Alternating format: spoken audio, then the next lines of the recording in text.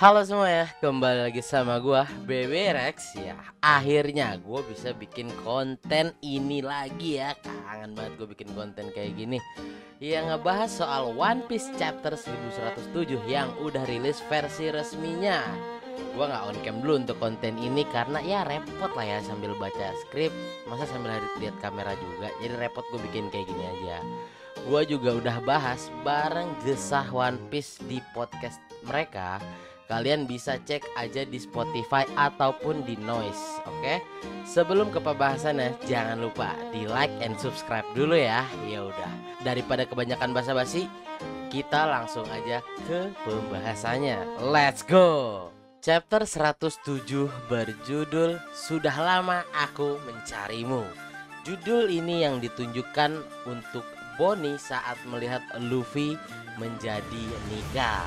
Dan diberi cover story ya Beppo yang jealous sama Macan Tutul karena Lau tidur bersama Macan. Haha, Beppo ini ternyata posesif juga ya. Chapter langsung dibuka oleh kedatangan para bajak laut raksasa yang menerobos masuk ke Egghead. Ada Oimo dan Kashi juga yang kita tahu mereka adalah teman dari Usopp pada arc Ines Lobby. Drogi dan Brugi juga mempunyai julukan yaitu Iblis Merah untuk Brugi dan Iblis Biru untuk Dory. Usopp yang melihat kedatangan para raksasa itu kaget sambil berkata, "Itu guruku." Haha.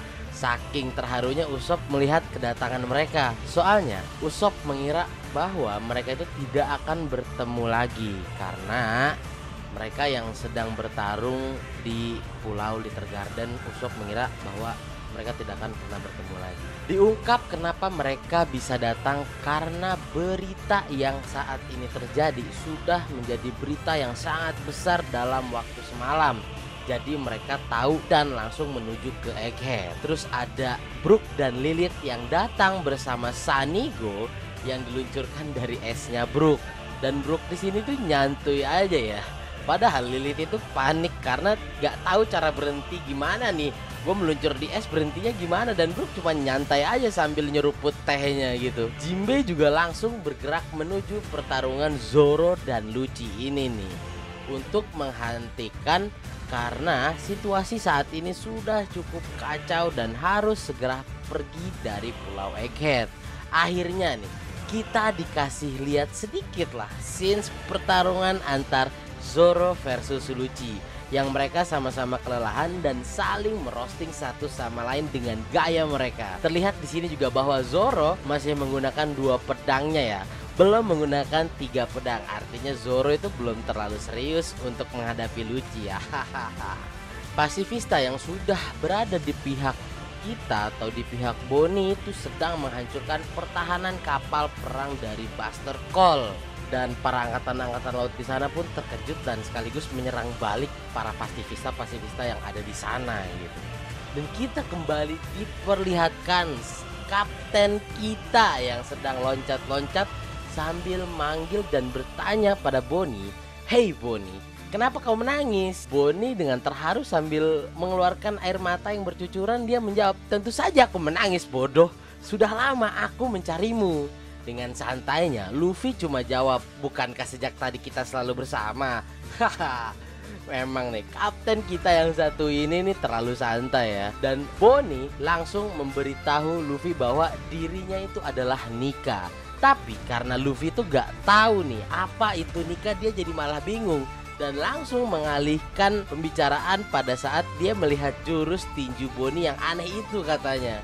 Bonnie pun langsung menjawab kan, "Aku ingin mengeluarkan tinju karet seperti milikmu. Jadi sekarang perlihatkan padaku." Itu adalah Bonnie ya. Bonnie meminta untuk menghajar Saturn dan membantu mereka semua keluar dari pulau. Dengan kelakuan konyolnya, Luffy langsung menuruti permintaan Bonnie. Biarpun rada on ya, pas ancang-ancang mau nonjok dia malah nonjok dirinya sendiri. Dan langsung dia menyerang Saturn dengan jurus barunya yaitu Down Gatling. Lagi-lagi down dibahasnya nih. Saturn yang menerima serangan itu langsung terpental jauh ke reruntuhan bangunan. Selagi ada kesempatan, Franky, Bonnie, Kuma, dan Atlas berusaha lari ingin membawa Vegapunk. Namun karena Vegapunk itu terluka parah, dia tidak boleh banyak bergerak. Kalau banyak bergerak dia itu bisa mati. Tapi dengan tiba-tiba Kizaru datang untuk menyerang mereka semua. Namun nih, sang nomor 4 Sanji datang ngeblok serangan dari Kizaru. Gelo, gokil emang koki kita yang satu ini ya. Franky bahkan sampai Kizaru pun terkejut karena serangan cahaya dari Kizaru itu bisa diblok dengan mudah oleh Sanji. Dan sambil berkata dia bilang tuh, cinta itu lebih kuat daripada cahaya. Dan emang manusia hentai yang satu ini ya. Apa-apa cinta, apa-apa cinta. Hahaha.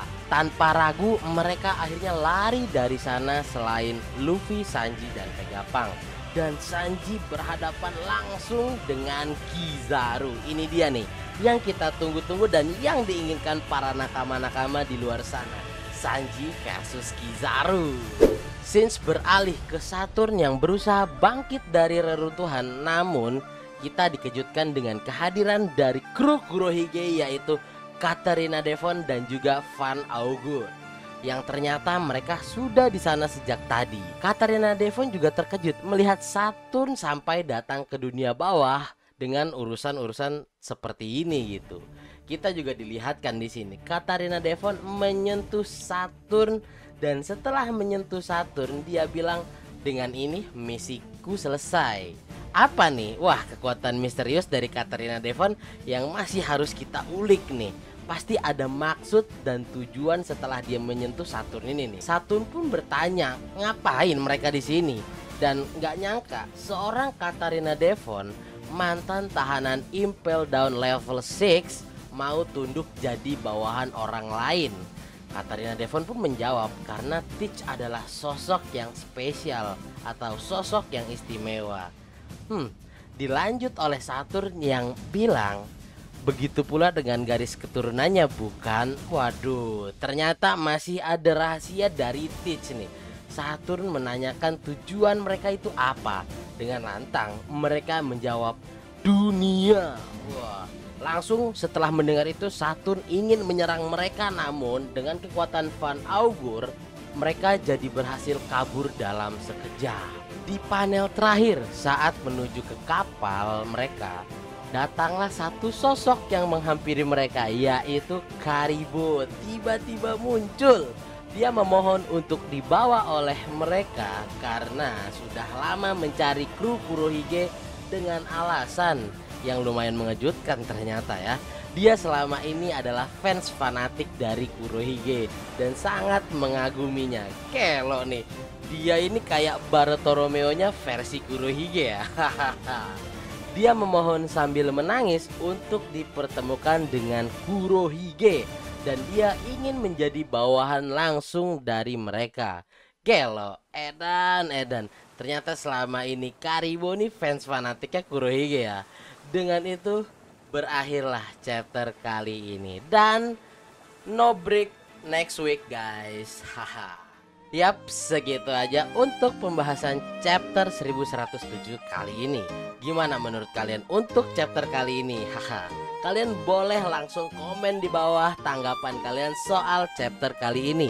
Sebelum gua akhiri, gua mau ngasih tahu ke kalian, jangan lupa mampir ke Spotify dan juga Noise Gesah One Piece, karena gua udah bahas detailnya di sana bareng-bareng sama mereka. Dan juga jangan lupa datang ke live streaming gua. Kita ramein live streaming gua. Kita di sana bisa ngobrol dan nongkrong sambil bahas anime atau apapun, sambil have fun lah di sana. Ada juga Discord gua di link description. Jangan lupa join. Oke? Sekian dari gua. See you. Bye bye.